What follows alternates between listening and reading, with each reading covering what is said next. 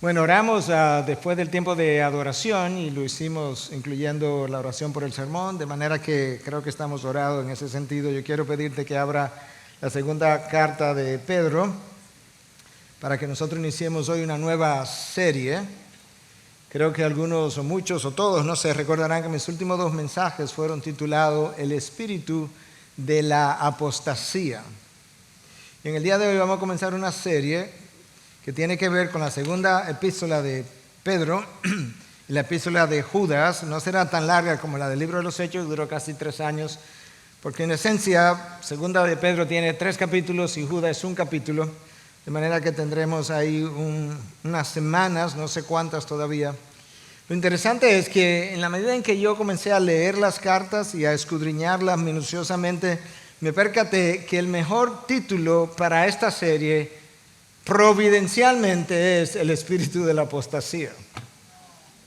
Algo que solamente Dios podría hacer, porque ambas cartas, su tema central son falsas enseñanzas, falsas doctrinas, el peligro de cristianos de alejarse del camino y ciertas realidades que yo creo que tienen aplicación en cualquier iglesia, en cualquier tiempo, y de esa manera estoy orando porque yo quisiera que Dios circuncidara nuestros oídos, nos abriera el entendimiento y nos permitiera ver de qué forma esta carta de 2000 años atrás se aplica no a esta congregación, sino a cada miembro de esta congregación, incluyendo quien está hablando.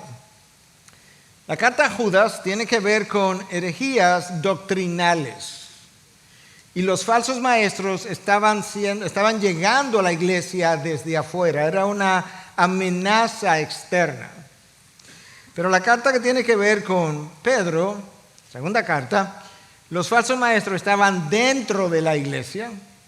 Y las herejías no solamente eran de origen doctrinal, sino que también eran de origen moral.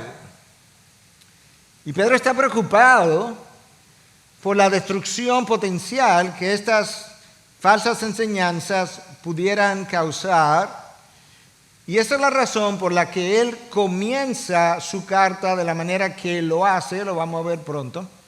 De manera que una vez más te recuerdo que el tema, el título de la serie es el espíritu de la apostasía, pero no es el título de mi mensaje. Yo te voy a dar ese título un poco más adelante.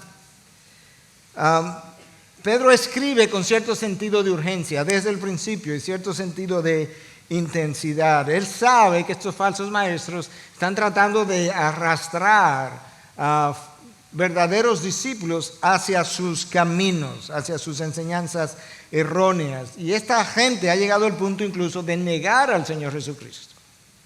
En el capítulo 2, versículo 1, Pedro dice, se levantaron falsos profetas entre el pueblo, así como había también falsos maestros entre vosotros, en la iglesia misma, los cuales encubiertamente introducían herejías destructoras, todas las herejías son destructoras, negando incluso al Señor que los compró, trayendo sobre sí una destrucción repentina.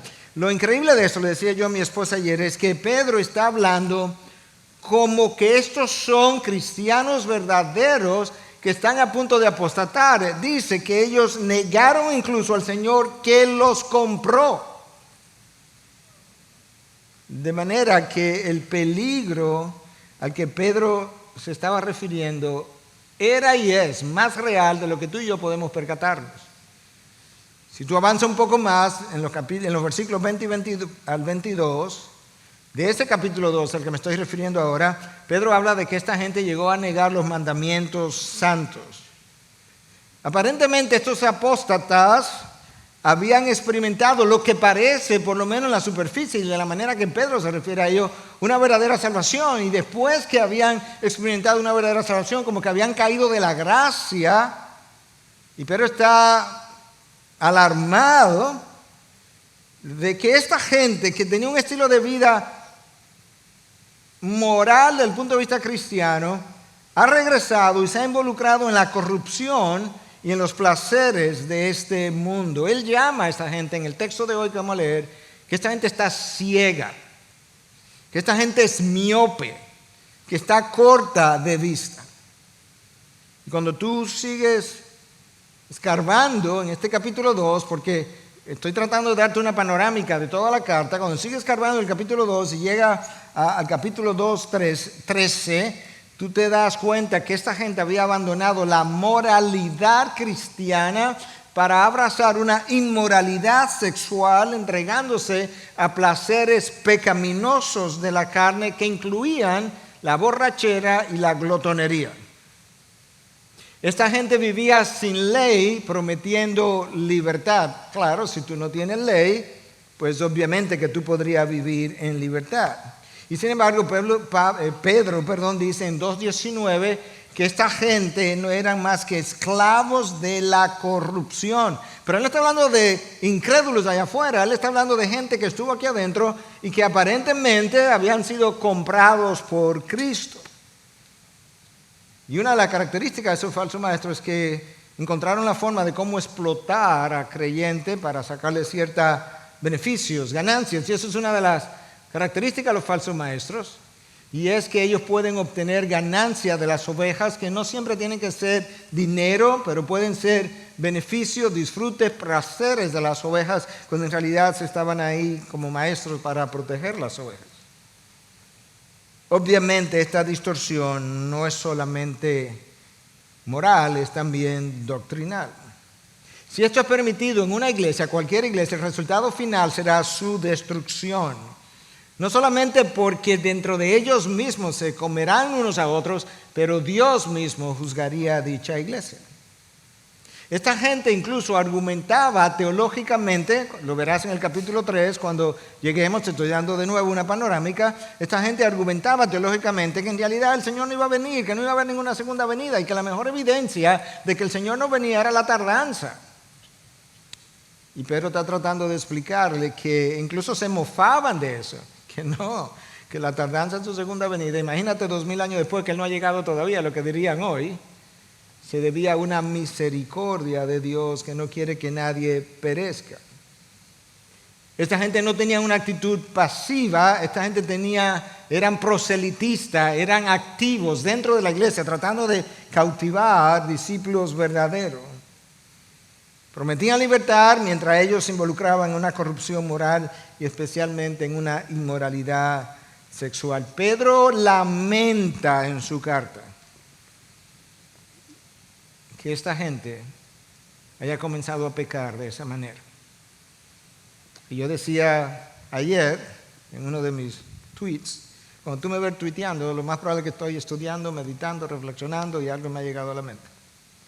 No dije exactamente como lo voy a decir ahora, pero es exactamente la idea.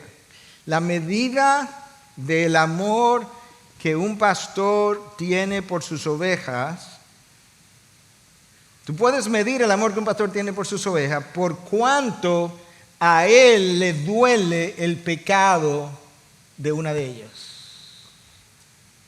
El apóstol Pablo escribía a los Corintios, creo, y le decía que ¿a quién se le hace pecar sin que yo me preocupe profundamente? Cuando el pecado del otro lo que hace es irritar simplemente al pastor, o realmente le causa cierta molestia, pero no le duele, él no tiene el amor que Cristo tiene por esa oveja comprada a precio de sangre. Ahora, usualmente la segunda carta de Pedro va junto con la carta de Judas, y la razón es que su temática es muy parecida, tiene que ver con falsas enseñanzas por un lado, y por otro lado, la manera como está escrita es extremadamente parecida, sobre todo en ciertos capítulos. El capítulo 2 de Pedro, de la segunda carta de Pedro, es el que más se parece a la carta de Judas, hasta el punto que muchos académicos han pensado que uno tomó material prestado del otro. Tradicionalmente en la iglesia se ha pensado que Judas probablemente tomó de Pedro, ya que Pedro fue el apóstol y el testigo ocular. Sin embargo, los académicos más recientes piensan que es al revés. La verdad es que no importa, el Espíritu de Dios pudo haber inspirado a ambos independientemente, de una manera similar, como pudo haber hecho que ellos se juntaran o vieran un material similar y luego escribieran. Habiendo dicho todo eso, entonces yo quiero leerte el texto de hoy para luego hablarte de cuál es el título del mensaje de hoy. Pero vamos a comenzar en 2 de Pedro, capítulo 1, versículo 1 hasta el 11. Simón Pedro, siervo y apóstol de Jesucristo, a los que han recibido una fe como la nuestra mediante la justicia de nuestro Dios y Salvador Jesucristo, gracia y paz os sean multiplicadas en el conocimiento de Dios y de Jesús nuestro Señor. Pues su divino poder nos ha concedido todo cuanto concierne a la vida y a la piedad, mediante el verdadero conocimiento de aquel que nos llamó por su gloria y excelencia, por medio de las cuales nos ha concedido sus preciosas y maravillosas promesas, a fin de que por ellas lleguéis a ser partícipes de la naturaleza divina, habiendo escapado de la corrupción que hay en el mundo por causa de la concupiscencia. Por esta razón también, obrando con toda diligencia, añadid a vuestra fe virtud, y a la virtud conocimiento, al conocimiento dominio propio, al dominio propio perseverancia, y a la perseverancia piedad, a la piedad fraternidad, y a la fraternidad amor. Ahora escucha la importancia de estas virtudes. Pues estas virtudes, al estar presentes en vosotros y al abundar, en otras palabras, tienen que crecer, no os dejarán ociosos ni estériles en el verdadero conocimiento de nuestro Señor Jesucristo. Ahora, ¿cuál es el problema, Pedro? El que carece de estas virtudes es ciego o corto de vista. Ahí está la expresión. Habiendo olvidado la purificación de sus pecados pasados. ¿Te das cuenta de lo que Pedro está diciendo? No hemos terminado el texto, pero tengo que pararme. Esta gente se hizo ciega o miope porque a ellos se les olvidó que en esa cruz lo habían limpiado, habían pagado sus pecados, y habiéndosele olvidado la purificación de sus pecados pasados, comenzaron a corromperse otra vez, como si nada hubiese pasado en un madero. Así que, hermanos, sed tanto más diligentes para hacer firme vuestro llamado y elección de parte de Dios, porque esto es vital, porque mientras hagáis estas cosas, nunca tropezaréis. Vamos a hablar de eso un poco. Pues de esta manera os será concedida ampliamente la entrada al reino eterno de nuestro Señor y Salvador Jesucristo. ¿Tú entiendes por qué Pedro comienza como comienza? Que hay falsos maestros, están adentro, están introduciendo herejías doctrinales, o herejías que tienen que ver con la moralidad. Y ahora yo, preocupado y dada mi experiencia en años, yo quiero darle una fórmula, una clave para terminar bien, y ese es el título de mi mensaje, la clave para terminar bien la vida cristiana. Porque hay cosas que Pedro entiende, he aprendido, que si tú las tienes en orden, nunca tropezarás. Wow. La carta comienza de la manera que comenzaban todas las cartas en la antigüedad. Simón Pedro, identificando el autor. Pedro fue el nombre con el que Cristo bautizó a Simón, que quiere decir piedra, y ese nombre aparece, ya sea combinado Simón Pedro o Simón o Pedro, unas 65 veces en los evangelios y en los hechos, lo cual nos dice cuán prominente era esta figura en el primer siglo. Inmediatamente después, Pedro continúa identificándose y se identifica como siervo y apóstol de Cristo. Ahora, la palabra traducida ahí como siervo, la traducción real debía ser esclavo.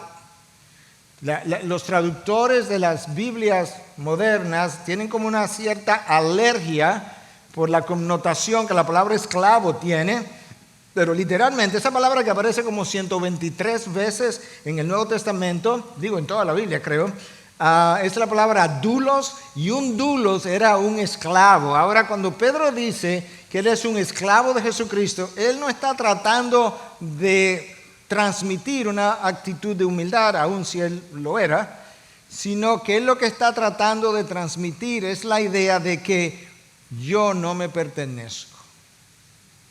El esclavo era propiedad de otro todo el tiempo, como cuando tú compras un carro y tienes tu título. Y él está diciendo, yo soy propiedad de Jesucristo. Él me compró en esa cruz a precio de sangre, la cruz de la que se han olvidado algunos que hoy andan en la corrupción sexual. Inmediatamente después, Pedro se identifica como apóstol. Y ahora él no está tratando de transmitir la idea de que él es superior. No. Ninguno de ellos hizo eso. Él está tratando de transmitir la idea de que como apóstol designado por Cristo, él tiene la autoridad para escribir esta carta, de manera que ellos puedan prestar atención. Una gran paradoja, esclavo y apóstol al mismo tiempo. Pero eso es como Pedro se identifica. Luego Pedro hace lo que todo el mundo hacía en el primer siglo, y es que él identifica a los destinatarios. ¿A quién es que él escribe? Ya este es el autor. ¿A quién le voy a escribir? Escucha. A los que han recibido una fe como la nuestra. Creyentes. Esta es la idea. Esta carta está siendo enviada a gente que tiene el peligro de apostatar y otros que han apostatado, pero él está llamando como creyentes. A los que han recibido una fe como la nuestra, lo cual también nos deja ver que la fe que Pedro recibió como apóstol no era superior a la fe que tú y yo hemos recibido si hemos nacido de nuevo. Es la misma calidad de la fe. Aquellos que han recibido una fe como la nuestra, no hay dos fees distintas, una superior, una inferior.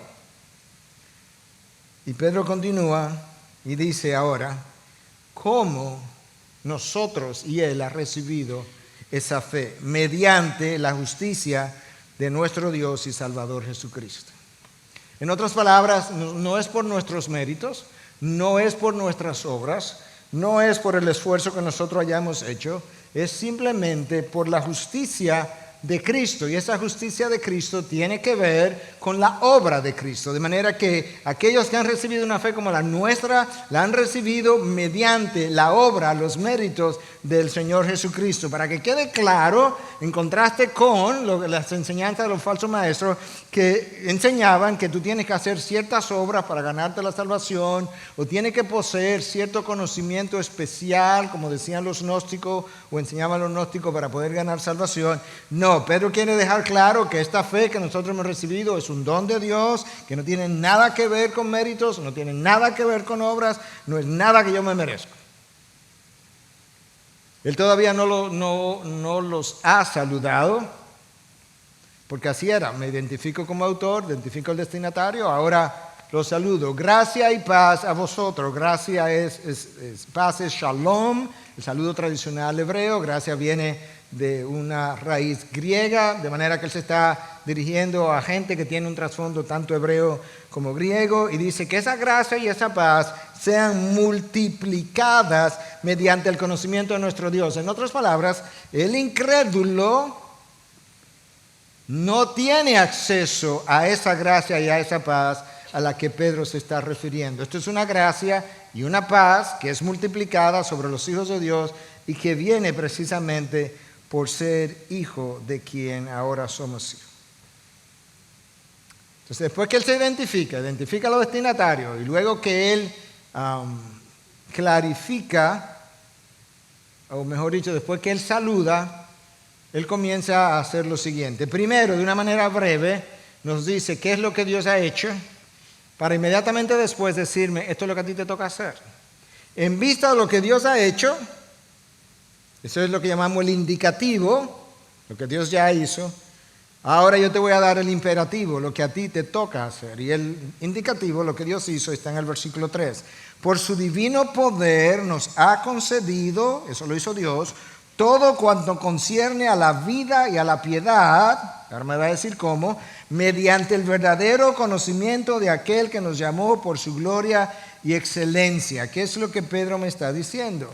Dios Todopoderoso tomó su poder en la persona del Espíritu, la puso en mi interior, y Él me ha concedido la morada del Espíritu, la tercera persona de la Trinidad, mediante el cual Él me ha entregado desde el momento de mi salvación todo lo que yo necesito para la vida y la piedad. En otras palabras, para yo vivir piadosamente, de manera santificada.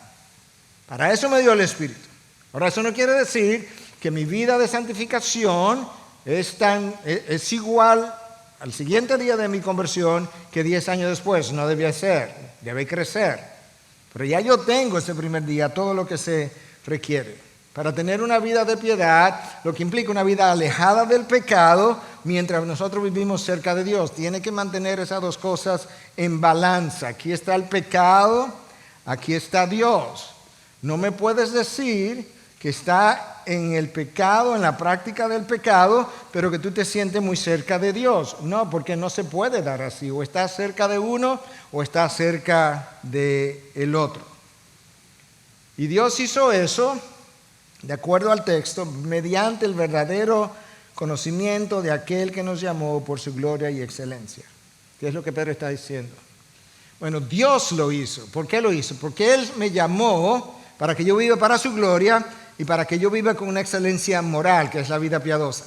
Yo no puedo hacer eso. Yo no tengo en mí, como dice Pablo, el querer hacer está en mí, pero no el hacerlo. Dios sabe eso. Entonces, como Dios lo sabe, pero Él tiene un propósito de que yo viva para su gloria y que yo viva de una manera con excelencia moral que lo refleje a Él. Él tiene que hacer algo. ¿Y qué Él hizo? Él me dio entonces el poder y me lo da mediante el conocimiento de aquel que me llamó justamente para eso, para que yo pueda vivir para su gloria y con una excelencia moral. El cristiano que en el momento, hoy en día, algunos de nosotros, muchos de nosotros, no sé, algunos, no está viviendo una vida de excelencia moral, está dando muestra amplia de que él tiene una falta de llenura del Espíritu Santo.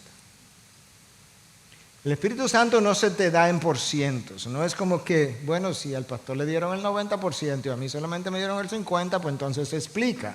No, el Espíritu Santo vino en su plenitud a morar en cada uno de nosotros. Ahora, de acuerdo a mi grado de obediencia, el Espíritu Santo decide manifestarse más ampliamente o menos abundantemente de acuerdo a la vida de piedad o de obediencia o de sumisión que yo esté llevando a cabo. Por eso que Pedro está estableciendo claramente, ya Dios no tiene que hacer más nada, ya Dios nos concedió tiempo pasado todo lo concerniente a la vida y a la piedad para que yo pueda vivir para su gloria y para su excelencia. Pero tiene que crecer en un conocimiento de Él, porque mientras más conozco de Él, pues más le amo, mientras más le amo, más le obedezco, y mientras más le obedezco, más me parezco a su persona. Eso es lo que Dios está tratando de comunicarnos. Ahora, a pesar de eso, aquí hay gente, dice Pedro, en esa congregación a la que él envió la carta, que a pesar de haber experimentado esas bendiciones, se ha alejado, y oye lo que dice en 2:21, que para esa gente le hubiese sido mejor no haber conocido el camino de la justicia, es el camino de la salvación, que habiéndolo conocido, apartarse del santo mandamiento que les fue dado. ¡Wow! Pedro dice, mira, te lo voy a comparar para que entienda la gravedad de esto. Si tú eres un incrédulo, siempre has sido un incrédulo, tú estás en mejor posición y condición que este otro que conoció el camino de la justicia, el camino de la salvación y se ha alejado. Ese está peor. Wow. Y oye lo que entonces agrega 2 versículos más adelante. Les ha sucedido a ellos según el proverbio verdadero. Y esto es pesado. Yo lo medité anoche y como que traté de imaginármelo.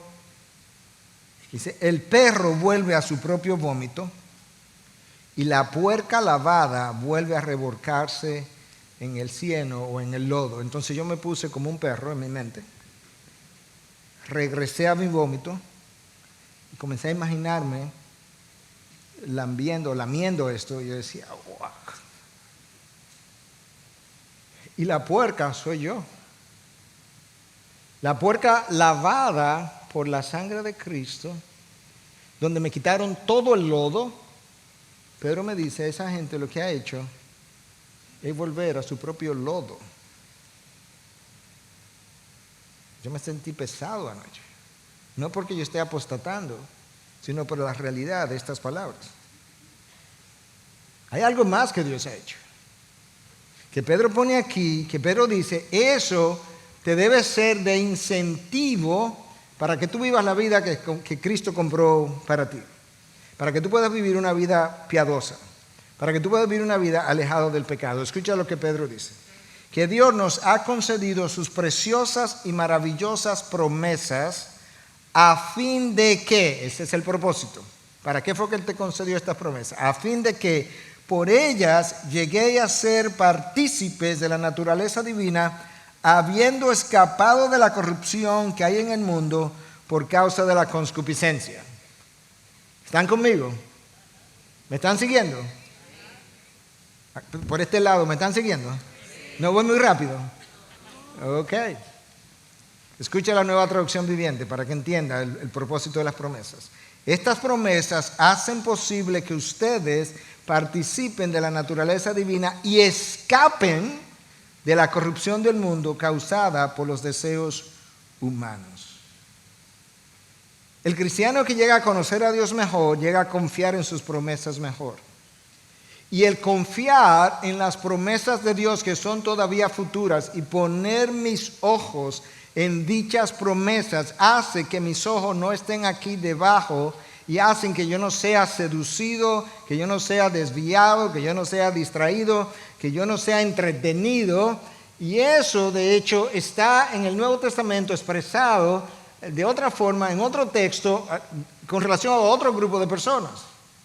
Porque en el libro de Hebreos, capítulo 11, donde se nos habla de una gran cantidad de héroes de la fe, se nos dice que esa gente perseveró en el camino a pesar de que algunos fueron aserrados y anduvieron por montañas, se escondieron en cuevas, algunos fueron aserrados en dos, pero esa gente permaneció en su fe por una razón, porque creyeron las promesas y aunque nunca las recibieron, las vieron, las creyeron, las saludaron desde lejos y así entraron al reino de los cielos. Dios nos ha hecho promesas para que las crea y nos sirvan de incentivo y de comparación de que cualquier placer que yo pueda ganar en este mundo no tiene comparación con las promesas que Dios nos ha hecho como creyentes. De manera que cuando el cristiano se devuelve y comienza a vivir una vida correspondiente más bien al estilo de vida del incrédulo, no solamente le ha dejado de crecer en el conocimiento de Dios, no solamente le ha dejado de creer en las promesas futuras de Dios, a él se le ha olvidado de que lo limpiaron a precio de sangre en una cruz a través de un cordero inmolado. Y a partir del versículo 5, Pedro nos da la clave para terminar bien la carrera, que es el título de mi mensaje. De manera que mi mensaje comienza ahora, todo lo otro fue introducción. Yo espero que usted no tenga hambre para que se quede aquí un rato. La clave para terminar bien. Pedro estaba preocupado que estos falsos maestros pudieran desviar a verdaderos creyentes. Pedro ha pasado por experiencias. Pedro ha tropezado. Pedro ahora no era el Pedro de antes. Si hay alguien que puede escribir de tropiezos, en el primer siglo era Pedro. Si hay alguien que puede, 20 años después, escribir de cómo evitar los tropiezos, fue Pedro. Escucha lo que Warren Wiersbe dice en su comentario acerca de esta porción y acerca de Pedro. Él dice que Pedro tenía una tendencia en sus años tempranos a sentirse sobreconfiado cuando el peligro estaba cerca. Me van a crucificar, faltan unas horas. Ustedes no pueden tomar la copa que yo voy a tomar. Claro que sí, Señor, yo me tomo esa copa y 10 más. Él se sentía sobreconfiado cuando el peligro estaba cerca y tenía la tendencia de ignorar las advertencias del maestro. Pedro, antes de que el gallo cante 3 veces, tú me vas a negar, antes de que el gallo cante, tú me vas a negar 3 veces. Él ignoró las advertencias. Y sabes qué, hermanos, muchos de nosotros hoy en día, hace un año, hace 5 años, en el tiempo presente o en 5 años a partir de ahora, estarán escuchando advertencias y decidimos ignorarlas. Si hoy oí su voz, no endurezcáis vuestros corazones. Pedro se apresuró, sigo con la cita, se apresuró al ir hacia adelante cuando debió haber esperado. Él durmió cuando debió haber orado en Getsemaní. Con frecuencia él habló cuando debió haber guardado silencio. Y él mostró valor, pero fue un cristiano descuidado. Él sabe de qué se trata, él sabe de lo que está hablando. Él sabe que hay una fórmula que él tuvo que aprender. Y él quiere pasarla. Pedro fue el que traicionó a su mejor amigo. Lo negó 3 veces. Y dijimos en el último mensaje, haciendo reflexión sobre la canción de Michael Card, que solo un amigo te puede traicionar, porque solamente un amigo puede acercarse lo suficiente para causarte tal dolor. Eso fue Pedro. Eso fue lo que Pedro hizo. Por eso Pedro está consciente de la iniquidad del corazón humano. Por eso Pedro tiene el entendimiento de la capacidad de pecar del corazón humano. Nadie está mejor preparado para advertirte de los peligros de un terremoto seguido de un tsunami que alguien que haya estado en uno o en dos previamente. De esa misma forma, nadie estaba mejor preparado que Pedro para advertirnos a nosotros acerca de los tropiezos, cómo se dan, cómo evitarlos. Pedro es el autor ideal para decir lo que está diciendo. Ese es el comentario de David Helm en su comentario acerca de esta carta. Pedro ha pasado por la experiencia de la culpa, Pedro ha pasado por la experiencia de la vergüenza, Pedro ha pasado por la idea de que, ¿sabes qué? El Señor jamás, aun si Él resucita, jamás me va a tomar en cuenta. Y Pedro nos va a dar la fórmula de cómo terminar bien. Y lo primero que nos dice es, ¿sabes qué? Yo no entendí en un principio que ya Dios nos había concedido todo lo que concierne a la vida y a la piedad. Yo no entendí eso. Dios nos dio su Espíritu, lo hizo morar dentro de nosotros, y el poder que levantó a Cristo de entre los muertos es el mismo poder que hoy reside en mí. Nosotros no podemos, y ese conocimiento es hecho crecer por el Espíritu. Nosotros no podemos decir que nuestro conocimiento de Dios está aumentando y al mismo tiempo hacer cosas contrarias a las promesas de Dios. Nosotros no podemos decir que creemos en Dios si nos alejamos de lo que Dios dice en su palabra.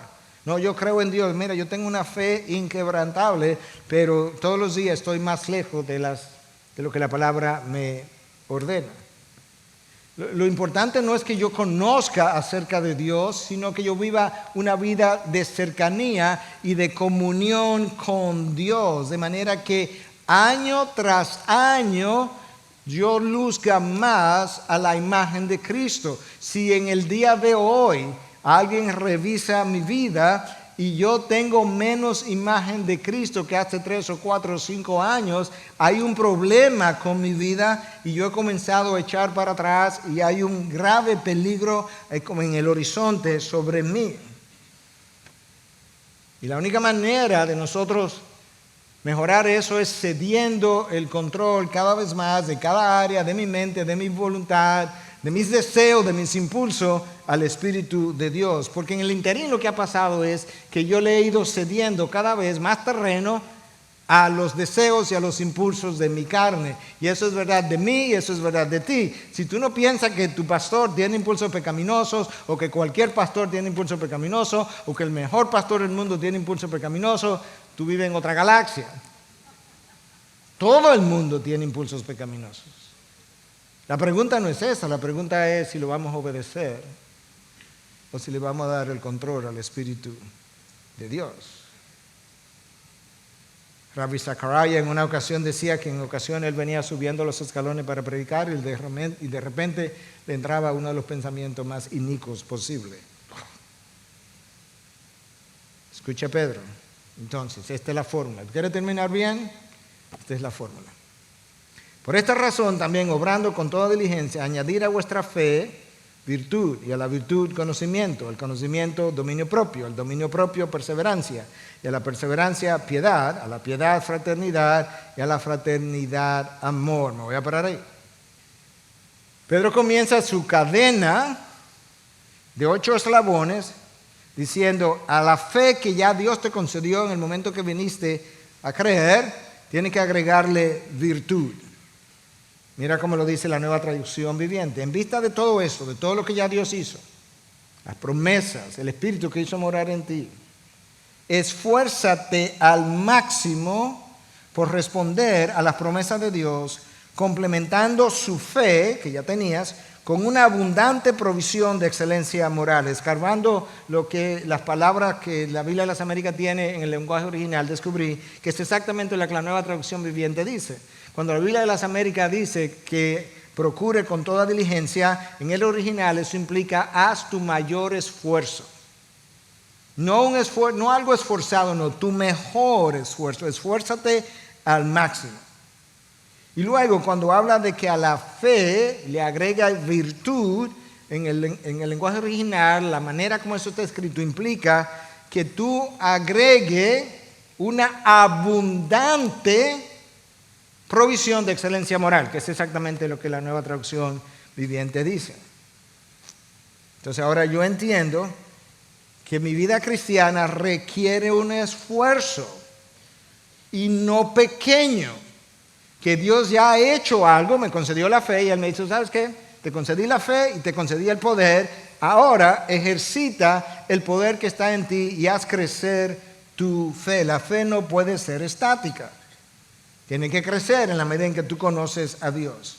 Mientras más le crees a Dios, más tú crees sus promesas. Mientras más tú crees sus promesas, más tu mente está en la próxima vida, menos está en esta, menos posibilidad de seducción, menos posibilidad de distracción, menos posibilidad de tropezar. Este viernes pasado el pastor Héctor hizo un devocional para la oficina y él hablaba de la cercanía de Dios. Y cómo la cercanía de Dios, muchos creyentes entienden, no, yo soy hijo de Dios, pues Dios, no importa lo que yo haga, no importa cómo yo viva, no importa dónde yo vaya, Dios se va a estar tan cercano a mí como el primer día. Y no, eso es completamente antibíblico, porque la palabra no está hablando de cercanía geográfica. Claro que Dios ha estado en el mismo lugar todo el tiempo. Lo que la palabra está diciendo es que el grado con el que tú experimentas la presencia manifiesta de Dios, traducida en gozo, paz, tranquilidad, obediencia, deseo de leer la palabra, deseo de orar, deseo de adorar, deseo de juntarte con tus hermanos, deseo de venir a la iglesia. Todo eso es parte de la cercanía o resultado de la cercanía de Dios. Eso es directamente proporcional a la vida de obediencia o santidad con que yo esté viviendo. De hecho, Santiago dice, te lo voy a leer de la Nueva Traducción Viviente, lávense las manos, eso es después del texto que Héctor usó, pecadores, purifiquen su corazón, porque su lealtad está dividida entre Dios y el mundo. Claro que le está hablando al creyente. El creyente no tiene una lealtad, el incrédulo, no tiene una lealtad dividida, él tiene una lealtad única al mundo. El corazón del creyente que está dividido entre Dios y el mundo, y es esa división del corazón lo que hace que te vaya tras deseos pecaminosos. Y en 4:4 Santiago dice, ¿no sabéis que la amistad del mundo es enemistad hacia Dios? Por tanto, el que quiere ser amigo del mundo se constituye en enemigo de Dios. Por eso es que Pedro habla que la fe no te es suficiente, tú tienes que agregarle virtud, excelencia moral. Cuando un cristiano no está viviendo en excelencia moral, hay varias posibilidades. Una, él dice ser cristiano, pero no lo es. Dos, ese cristiano se ha olvidado de las promesas preciosas de Dios. Tres, ese cristiano se hizo ciego y él se le olvidó en su ceguera que a él lo limpiaron en un madero a precio de sangre. Eso es real. Pero Pedro no termina ahí. Tengo 2 eslabones de 8 de lo que yo requiero para terminar bien. Entonces ahora Pedro dice que yo tengo que agregar a la virtud conocimiento. La palabra que aparece ahí como conocimiento en el griego es gnosis. Pedro usa un par de palabras en el griego en esta carta. Una es epignosis y la otra es gnosis. Simplemente aquí es gnosis. Y no es el conocimiento que te lleva a la salvación, no es eso que Pedro está hablando ahora, sino que es un conocimiento práctico que te lleva a una vida de sabiduría y de discernimiento. Pedro está hablando de que tú tienes que agregarle a la fe virtud y a la fe conocimiento, un conocimiento tal que te lleva a un mejor discernimiento y a una mayor sabiduría con la cual tú podrás vivir una vida más piadosa. De eso que Pedro está hablando. Nosotros nunca podemos separar la mente del corazón, como tampoco podemos separar el carácter del conocimiento. Es el conocimiento práctico que me da sabiduría y discernimiento, me ayuda a desarrollar el carácter. Ahora Pedro nos dice que la virtud, que a esa virtud, o sea, fe, virtud, conocimiento, yo tengo que agregarle dominio propio, autogobierno. Ahora yo tengo que entender que desde el punto de vista de la Biblia, el autogobierno no es el fruto del esfuerzo humano, es el fruto del Espíritu. Gálatas 5, 22, 23 menciona 9 características del fruto del Espíritu. La última es dominio propio. Ahora es interesante que Jim Green, en su comentario, quizá uno de los comentarios más voluminosos sobre esta carta, nos dice que ese dominio propio en el contexto de la carta de Pedro tiene que ver con el control del consumo de alimentos,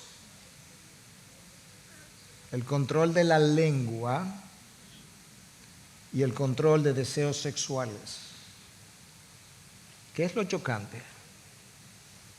Que el control de deseos sexuales, el control de la lengua y el control de consumo de alimentos están en la misma lista o categoría.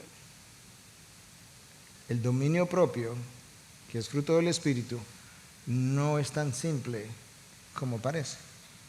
Y ese dominio propio tiene que ver con una restricción personal sobre nuestras emociones, deseos y pasiones. Dios sabe que yo tengo pasión. Dios sabe que yo tengo emociones. Dios sabe que yo no tengo el poder para controlar mis pasiones y deseos. Y Dios dice, ¿sabes qué? Oye lo que voy a hacer. El poder que levantó a Cristo de entre los muertos, yo lo voy a poner dentro de ti. Y ahora no me digas que no tienes poder. Lo increíble de estas ideas es que un pagano, filósofo, 300 y tantos años antes de Cristo, de nombre Aristóteles, escribió como si él fuera el mejor cristiano. Escucha lo que él escribe. El hombre que no se restringe a sí mismo hace cosas que él sabe que son pecaminosas. Oye, Aristóteles hablando de pecado.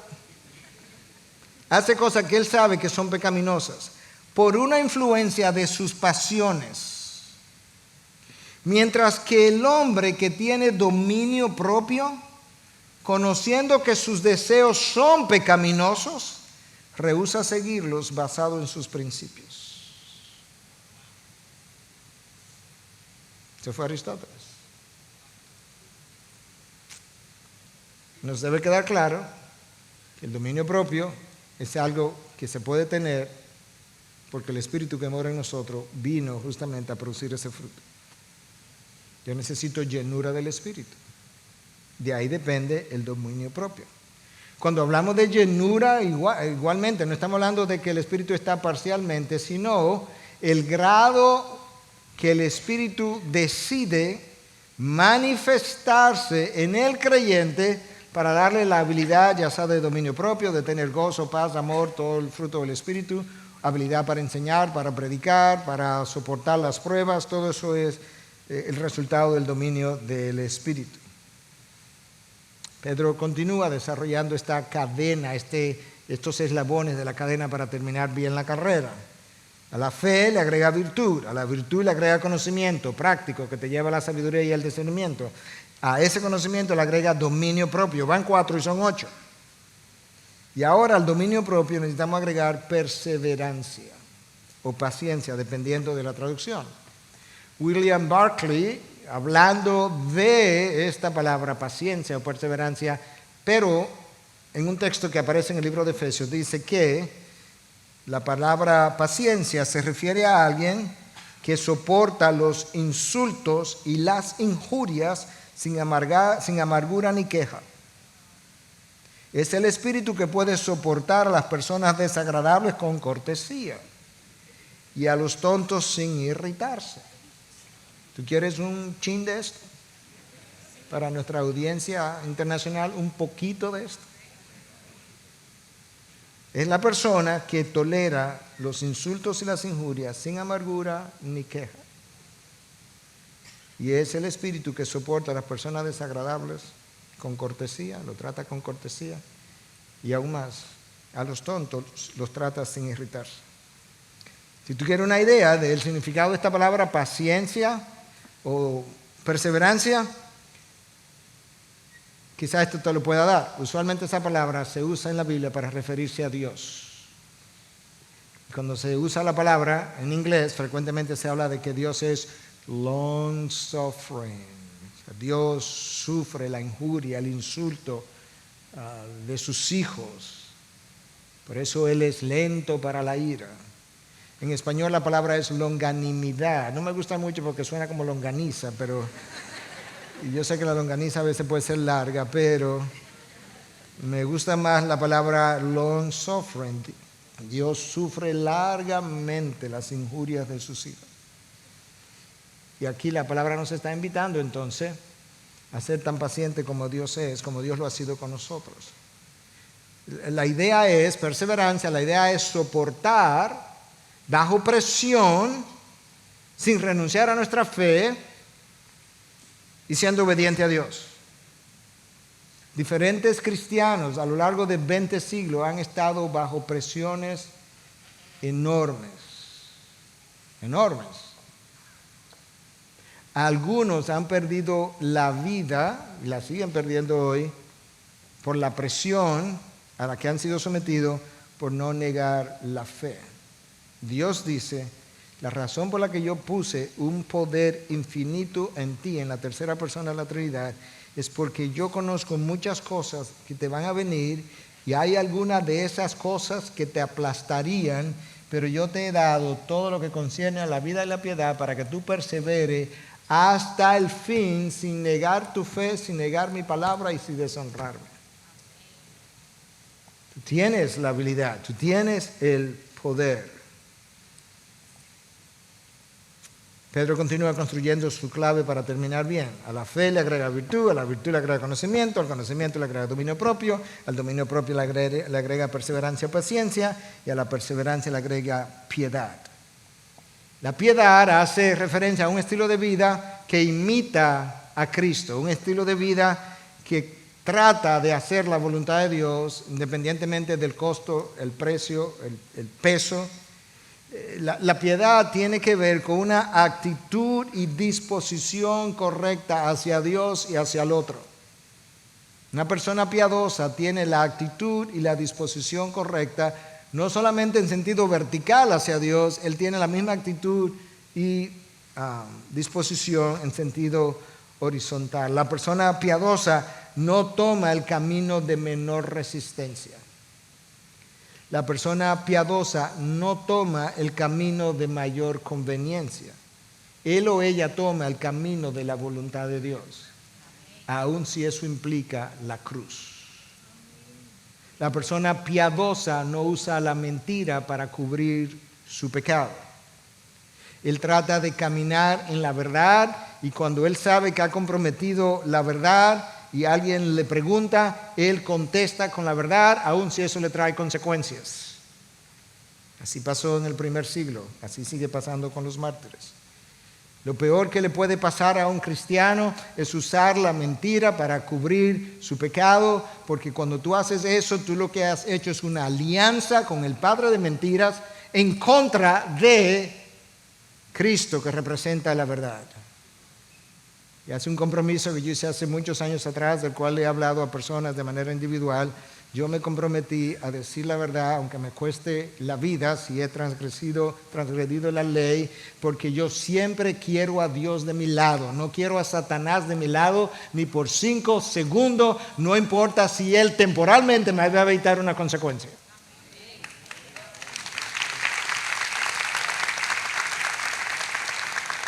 Él es la verdad. En esta cadena, para terminar bien, tú necesitas a Dios de tu lado. Y ahora Pedro nos dice que tú tienes que agregarle a todo eso fraternidad. Amor fraternal. Filadelfia, como se llama la ciudad, es una disposición de bien hacia tu hermano biológico, pero ahora por extensión hacia tu hermano en la fe. Los discípulos tuvieron que aprender eso, porque ellos vivían discutiendo continuamente por diferentes cosas. Eran gente porfiada, era gente contenciosa. La persona piadosa no es contenciosa. La persona piadosa tiene amor fraternal, tiene una disposición de bondad hacia aquellos que son sus hermanos. Ahora, ahí hay 7 eslabones que te he dado, ya estamos llegando al 8º. Esta es la cereza sobre el pastel, the cherry on the cake. Si todo eso, tú tienes esos 7 eslabones, pero te falta te va a tropezar. Amor agape. Amor incondicional. Ese es el amor que busca el bien más alto en el otro. Ese es el amor que mira al otro y no trata de que el otro satisfaga deseos en él, sino que él trata de satisfacer, él o ella trata de satisfacer necesidades en el otro. Es el amor que considera al otro como superior a ti mismo. Es el amor que cuando mira al otro, mira la imagen de Dios y es incapaz de dañar la imagen de Dios en el otro, porque Él le ama o la ama incondicionalmente. Esa es la razón.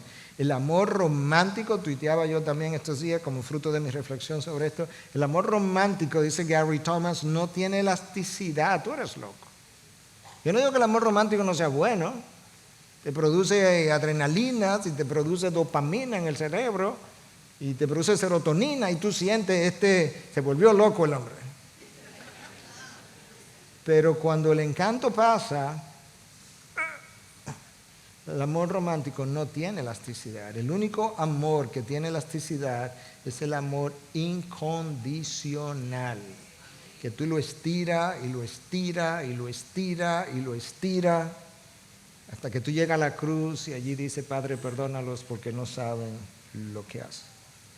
Es el amor que ama por encima de las ofensas. Es el amor que ama por encima de las injurias. Es el amor que ama por encima de los insultos. Escúchame, no es que el amor incondicional no se hiere, no, eso no es verdad, somos humanos, claro que se hiere. Lo que ocurre es que el amor incondicional prefiere ser herido que él herir. Esa es la diferencia. Y de ahí que se muerda la lengua, y de ahí que tolere, y de ahí que calle. Él sabe que hubo un redentor contra quien tú hiciste cosas peores, y él cayó y te perdonó. Ese es el amor que llevó a Cristo a la cruz. El amor agape no quiere tomar nada del otro, yo quiero darte. ¿Y sabes qué? Cuando yo te dé, no tienes que devolverme. Si tú quieres, tú lo haces. Su único interés es dar para el beneficio del otro. Su satisfacción no está en cómo él o ella me hace sentir. Su satisfacción está en cómo yo te hago sentir cuando yo atiendo tus necesidades. El amor agape no se despega del otro, a él hay que empujarlo para despegar. El otro se puede despegar, el otro se puede alejar. El amor agape no lo hace de esa manera. Déjame decirte algo más. El amor agape no solamente tiene compasión por el otro, él tiene tanta compasión que cuando ese otro peca contra él mismo, contra Dios, contra otros o contra ti mismo, a ti te duele el pecado del otro. Como Cristo. Padre, perdónalos, que no saben lo que hacen. Como Cristo, que lloró por el pecado de Jerusalén. Te duele la condición espiritual del otro, aun si el pecado es contra ti. ¿Cuál es el interés de Pedro en que tú tengas estas virtudes? Versículo 8.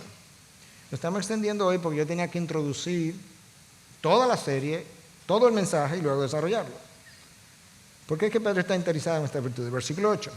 Pues estas virtudes, al estar en vosotros y abundar, cuando tú las haces crecer, no os dejarán ociosos ni estériles en el verdadero conocimiento de nuestro Señor Jesucristo.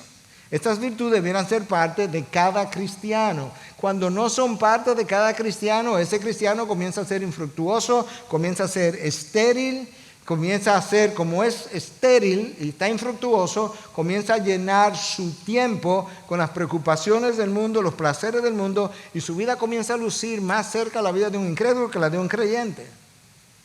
¿Recuerda el incidente de Jesús cuando él viene caminando con sus discípulos? Se encuentra con una higuera sin fruto. La higuera era el representante de la nación de Israel, y resulta que Israel ha recibido todo tipo de profeta, pero no ha dado fruto, y Cristo la ve y dice: maldita sea, y la maldice y se seca. Al otro día apareció seca la higuera. ¿Por qué? Justamente porque la creación de Dios fue traída a existencia para que diera frutos, ser fructificados. Es verdad que eso tenía que ver con la multiplicación de la familia, pero en general, en esto es glorificado mi Padre, en que llevéis mucho fruto. Este cristiano que no tiene estas virtudes es infructuoso. Él parece una higuera seca.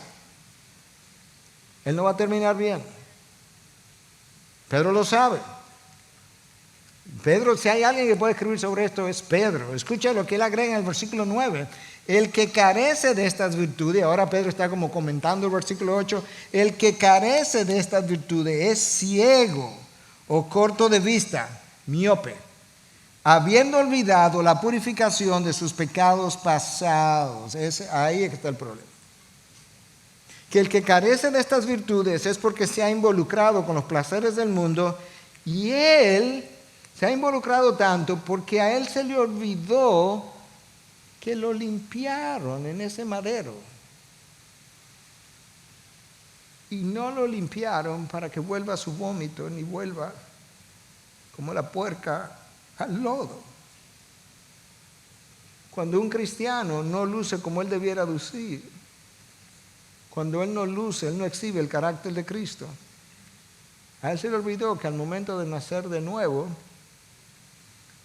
lo purificaron y lo hicieron blanco como la nieve. Él se ha olvidado de lo que Cristo hizo por él o por ella. Y Pedro dice: está ciego, su pecado lo ha cegado, es corto de vista, solamente puede ver lo que está aquí delante. Las promesas futuras, él no las puede ver ya, él se le olvidaron, no le importan, no le atraen, no tienen poder sobre él. Hermano, no puedes olvidarte de lo que Cristo hizo por ti en esa cruz. Escucha como Pedro ya cierra, versículos 10 y 11. Así que, hermanos, sed tanto más diligentes para hacer firme vuestro llamado y elección de parte de Dios. Sed diligente, esfuérzate al máximo. Ahora escucha, esta es una frase clave la que viene ahora. Porque mientras hagáis estas cosas, nunca tropezaréis. Mira lo absoluto de esa afirmación. Pedro dice: tú sabes que te estoy hablando de estas virtudes una detrás de la otra, porque mientras tú hagas esas cosas, yo te garantizo, Dios hablando a través de Pedro, que nunca tropezarás. Y si hay alguien que lo puede decir, es Pedro, porque él tropezó más de una vez, pero ahora él tiene años de experiencias. Y él no solamente conoce los tropiezos, él conoce cómo se evitan. Él sabe lo que él no tenía cuando los tuvo. Pedro el impulsivo. Pedro que hablaba cuando no le tocaba. Pedro que se creía más capaz que los demás apóstoles. Aunque todos te negaran, yo nunca te negaré. Pedro el que negó o traicionó a Cristo. Pedro el que pasó por esas experiencias. Pedro el que pasó por la vergüenza, por la culpa. Hermano, no hay mejor consejero que aquel que ya teniendo el Espíritu de Dios, que ha crecido en sabiduría y discernimiento y ha pasado por las experiencias de tropiezos y te puede decir y advertir y poder ver hacia el futuro y decirte: mira, eso es un tropiezo, eso es un tropiezo, eso es un tropiezo, esto como se evita, esto como se evita, esto como se evita. Dios tiene un diseño, respeta su diseño es parte de cómo tú evitas los tropiezos. No es Daniel, que nunca tropezó, el mejor consejero, es Pedro. Pero al mismo tiempo, hemos hablado de Daniel, como aquella persona que cuando Gabriel llegó le dijo, tú eres muy amado en el reino de los cielos. Y dijimos en una ocasión reciente que en el hebreo dice, tú eres muy codiciado. Y alguien me decía, una oveja de aquí me decía, yo no sé por qué usa esa palabra codiciado. ¿Tú sabes lo que es codiciado? Ahora, querer mucho algo, amar mucho algo, no querer que se vaya de ti, querer. Dice Daniel, así de apreciado eres tú allá arriba. Pero el mejor consejero para esta gente no era Daniel, era Pedro. Ahora Pedro hace dos cosas. Cuando nos habla de la purificación de pecado en la cruz, nos recuerda el amor incondicional, la misericordia de Dios, la gracia de Dios, lo que hizo en su Hijo que vino a salvar el mundo de pecados, derramando sangre, nos recuerda eso. Pero Pedro también nos recuerda que es posible enfriarse a tal grado que tú olvides la purificación de pecado que se hizo en el pasado por ti y que tú vuelvas como el perro al vómito y como la puerca a revolcarte en el lodo. Y Pedro está, en cierta manera, llamando a algunos de sus seguidores al arrepentimiento, porque sabe que estos falsos maestros han comenzado a ganar terreno en ellos. Yo no sé si tú encontraste aplicación para tu vida, yo encontré aplicación para mi vida, mientras yo preparaba este mensaje. De hecho, una regla autoimpuesta es que la preparación no ha terminado hasta que yo no le encuentre aplicación para mi propia vida y más de una. Es mi deseo como uno de los pastores de la iglesia guiarte a una vida de mayor piedad. La única manera de hacer eso es vía el arrepentimiento continuo.